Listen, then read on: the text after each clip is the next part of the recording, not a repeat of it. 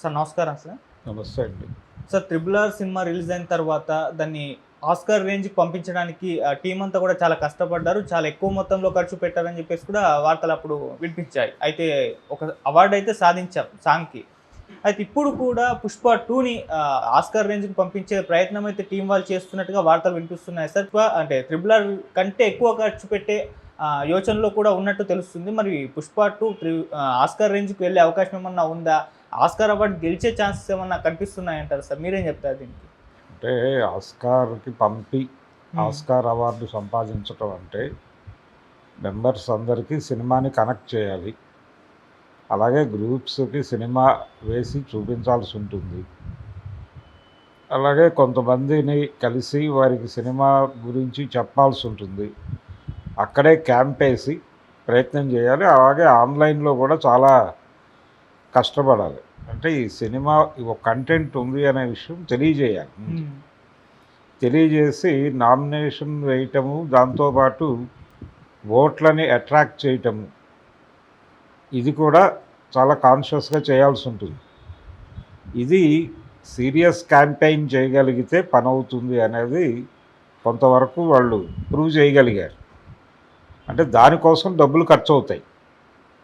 దాంతోపాటు ఇతర liaisoning programmes కూడా ఉంటాయి.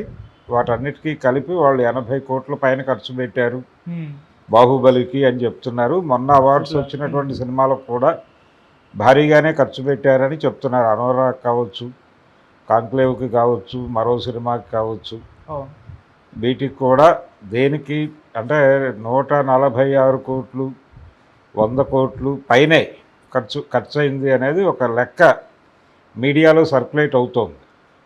దీనిలో వాస్తవాలు ఎంత, నిజానికి రాజమౌళి వాళ్ళు కూడా ఆ టైంలో అంత ఖర్చు పెట్టారా, అక్కడే క్యాంపేస్ ఉన్నారు. కేవలం ఆస్కార్ ఒకటే కాదు, వాళ్ళు దాదాపు ఇంకొక 2-3 గోల్డెన్ గ్లోబులు ఇలాంటివి కూడా ట్రై చేశారు. కొన్ని అవార్డ్స్ వచ్చినాయి. అలాగే అమెరికాలో ఉన్నటువంటి మీడియా ఇచ్చేటువంటి అవార్డుల్లో కూడా దీన్ని నామినేట్ చేశారు, 'ట్రిపుల్ ఆర్'ని. అవి కూడా కొన్ని సాధించారు. దేనికి అసలు ఎందుకు అంత ఎఫర్ట్ పెట్టారు అక్కడ కూర్చుని అంటే, గ్లోబల్ మార్కెట్లో తమని తాము ప్రొజెక్ట్ చేసుకోవటానికి, ప్రమోట్ చేసుకోవటానికి పడిన తిప్పలవి. అంతకు మించి వాళ్ళకేదో ఈ అవార్డు ద్వారా ఇంకేదో వస్తుందని కాదు. చాలా క్లియర్గా మార్కెట్ వ్యూహంలో భాగంగానే తమ ముఖాలని గ్లోబల్ లెవెల్లో ప్రచారం కల్పించడానికి చేసిన ప్రయత్నం అది. తద్వారా ఆ బేస్ మీద తర్వాత సినిమాని అక్కడికి పుష్ చేస్తారు. పుష్ చేసిన తర్వాత నిలకడ సాధించాలి. ఈ నిలకడ సాధించిన తర్వాత నెక్స్ట్ లెవెల్లో మార్కెటింగ్ అక్కడ నడుస్తుంది. ఇది ఈ స్కీమ్లో భాగంగానే వాళ్ళు 80 కోట్లు ఖర్చు పెట్టారు.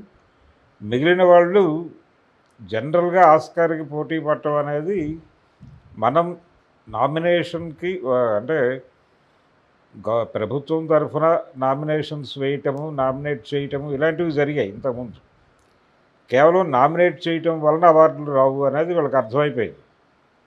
అక్కడికి వెళ్ళి పుష్ చేయాలి దాన్ని. ఈ పుష్ చేసేటువంటి ప్రోగ్రాం ఎవరికి వాళ్ళే చేయాలి. ఎవరి కష్టం వారే పడాలి. వారి కష్టం వారు పడినప్పుడు మాత్రమే ఫలితం వస్తుంది అనేది ప్రూవ్ అయిపోయింది. కాబట్టి ఇప్పుడు అందరూ ఆ ప్రయత్నాలు మొదలుపెట్టారు. అందులో భాగంగానే దిల్ రాజు గారు కూడా ఆయన చేసినటువంటి సినిమా ఒకటి అక్కడికి పుష్ చేసే ప్రయత్నం చేశాడు. వర్కౌట్ అవ్వలేదు కానీ ఓ ప్రయత్నం అయితే చేశాడు. ఇలా ఎవరి ప్రయత్నాలు వాళ్ళు చేస్తున్నారు. ఈ క్రమంలోనే 'పుష్ప 2'ని కూడా అంటే 'పుష్ప 2' టీంకి కూడా ఒక మార్కెట్ అవసరం. అల్లు అర్జున్కి అవసరం, అలాగే సుకుమార్కి అవసరమే. తను చేయబోయేటువంటి సినిమా దీనికంటే బిగ్గర్ లెవెల్లో డబ్బులు పెట్టాలి అంటే ప్రొడ్యూసర్కి ఒక మార్కెట్ గ్యారంటీ ఇవ్వాల్సిన అవసరం ఉంటుంది డైరెక్టర్కి. ఈ మార్కెట్ గ్యారంటీ ఇవ్వాలంటే ఈ సినిమాని పుష్ చేయగలిగితే అక్కడ కొత్త మార్కెట్లు ఓపెన్ అయితే అప్పుడు దాన్ని చూపించి దీని మీద ఇన్వెస్ట్మెంట్ పెట్టడానికి అవకాశం ఉంటుంది. అది చేయటం కోసం కష్టాలు పడుతున్నారు అందరూ. అందులో భాగంగానే ఇప్పుడు ఈ సినిమాను కూడా పుష్ చేస్తారు. దీనికి ఎలాగూ 1800 కోట్లు వచ్చాయని చెప్తున్నారు. ఈ 1800 కోట్లలో ఒక 200 కోట్లు ఖర్చు పెట్టినా పని అయిపోతుంది కదా, కొత్త మార్కెట్లలోకి విస్తరిస్తారు వీళ్ళు. ఆ తర్వాత సినిమాని అక్కడ మార్కెట్ చేయవచ్చు. దానికోసం అంటే మార్కెట్ కోసం పెట్టుబడిగా 200 కోట్లు ఇన్వెస్ట్ చేయగలిగితే కొత్త మార్కెట్ క్రియేట్ అవుతుంది అనే ఉద్దేశంతో వీళ్ళు చేయొచ్చు అనేది ఒక అంచనా. అధికారిక సమాచారం కాదు ఇది, స్పెక్యులేషను. డెఫినెట్గా వీళ్ళు వెళ్తారు అనేది అనుకుంటున్నారు. గతంలో ఇక్కడి నుంచి నామినేషన్స్ వెళ్ళినాయి.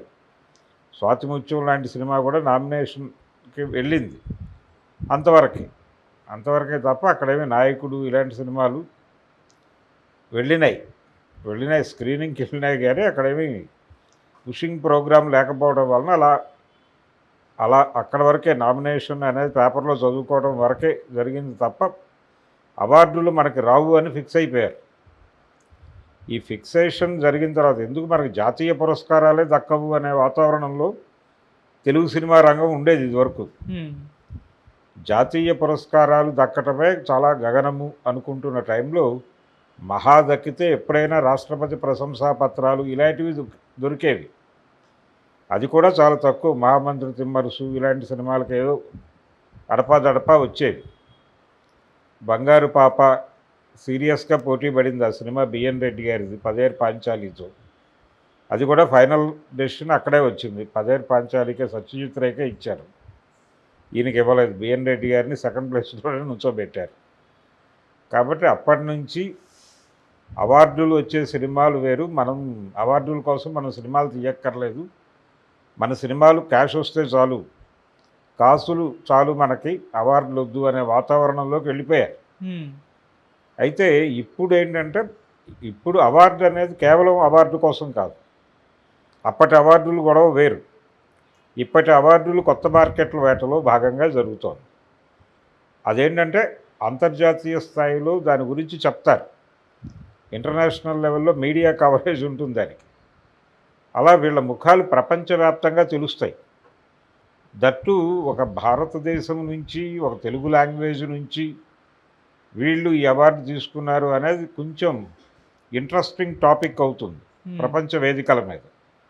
ఆ ఇంట్రెస్టింగ్ టాపిక్ గనక జనాలకి కన్జ్యూమ్ అయితే, తద్వారా వీళ్ళు చేసేటువంటి పాత వెంచర్స్ ఏమైనా ఉంటే వాళ్ళు చూస్తారు. ఇప్పుడు ప్రతి కంటెంటు సోషల్ మీడియాలో అవైలబుల్గానే ఉంది.